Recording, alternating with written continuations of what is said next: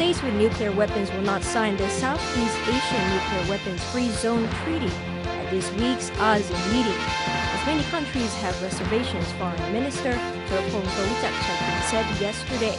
Italy's economy will shrink by around 2% a year, the head of the Italian central bank said Sunday, as he called for adopting a new Italian spirit to tackle the Eurozone debt crisis.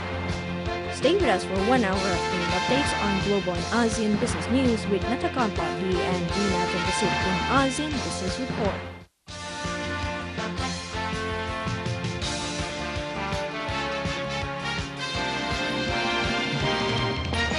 Good afternoon. You're now watching ASEAN Business Report. It's Monday, the 9th of July. You're with us. I'm Weena Jongprasit. I'm Natakon Padi, and we're broadcasting live from Bangkok, Thailand. And for our headlines today, in today's world, Asia is looked upon as a place for economic recovery and long-term sustainability amid economies in the troubles in the Euro and the US. An annual forum organized by ASEAN has said. That's one of the key messages from the first day of the annual forum titled Asia in Transformation, organized by ASEAN of Thailand's Chulalongkorn University. In the past, Thai markets and Asian markets were local and national, but today they are regional and global, said Termsak Krisanamara, ASEAN's director, on Sunday at the Plaza Ethny Hotel's Grand Hall. For Pongsak Hutrakun, chairman of the organizing committee, there are at least 3 major global trends which have impacted Asia in the past decades. First, politically, the West may be losing its capacity to lead the world as it is to deal with economic hardships. He asked, still, the United States is the world's only superpower. However, many are wondering, are we heading for a new bipolar world in which China is replacing the old Soviet Union? Secondly, the global economic power is shifting from the West to the East as the United States faces a subpar growth with high unemployment and fiscal and other deficits, while the EU are burdened with heavy public debts. Asian economies, on the other hand, are poised for continued growth, and we are seeing an Asian giant gradually internationalizing its currency. During the first of the 2-day event, Deborah Lucas from MIT's Sloan School of Management also noted she was cheerful about Asia's future and development, primarily because of its remarkable growth during the past several decades. She said that Asia's development should not be seen as a zero-sum game, because both of the developed regions and the developing regions can optimally benefit through cooperation. She said tackling issues such as climate change, aging populations, and a more balanced global development can only be optimized if everyone works together. Lin Ping of China, Bank of Communications chief economist, who is based in Shanghai, also emphasized that greater regional cooperation was a major reason why Asia was able to immunize itself from the recent subprime-induced global crisis.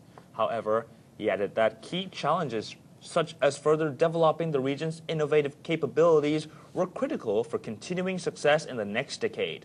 Ultimately, Lin said he expects greater infrastructure and Asian cooperation, including many Chinese-led initiatives that will continue making Asia's transformation cheerful. President and CEO of Teijin Ltd. Japan, Shigeo Oyagi, said that his company, which has extensive Thai operations, was very optimistic about Asia's continuing economic development. However, it was also fearful of external elements that may affect continuing unimpeded growth. These include the current European debt crisis, and that he said has already dampened trade, politically, Middle East instability, and rising productivity costs in Asia. Olan Chaiprawat, president of the Thai Trade Representative's Office, attached to the Prime Minister's office, said that during the next 2 decades, many Asian countries would face similar policy constraints. In Thailand, policymakers must be aware that the days of cheap labor that sustained economic growth of the past 6 decades are over. A significant portion of Thailand's lower-priced labor is from neighboring countries. He said a more logical strategy going forward would be aligning our future labor policies to our neighbors' economic development.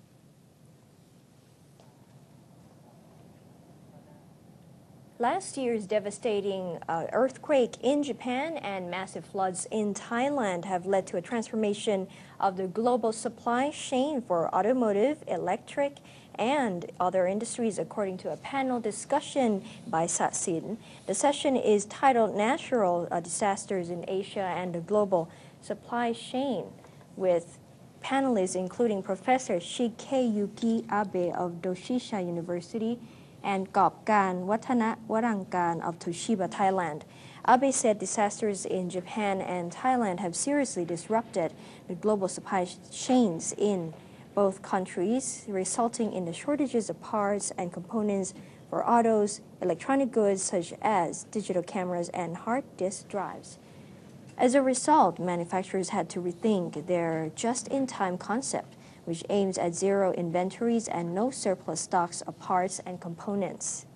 One solution is to invest in alternative production facilities so that if the factories in Thailand cannot continue production, alternative ones in Indonesia or Vietnam can be used to ensure continued production. For Toshiba Group, Gopkan said Bangkadi Industrial Park, where several Toshiba factories are situated, has taken actions to prepare for this year's rainy season. Construction of multi-million baht dam around the industrial estate in Pathum Thani province with a height of up to 6 meters above the median sea level will be completed in August, she said. She also said dual sources of parts and components are a solution to the disruption of supply chains in the event of natural disasters, however, would lead to a higher production cost. In Thailand, more than 1,000 factories were shut down by the massive floods in the second half of last year. The disaster was the worst in 50 years. In Japan, Professor Abe said the earthquake of over 8 magnitude and tsunami was the worst disaster in nearly 1,000 years.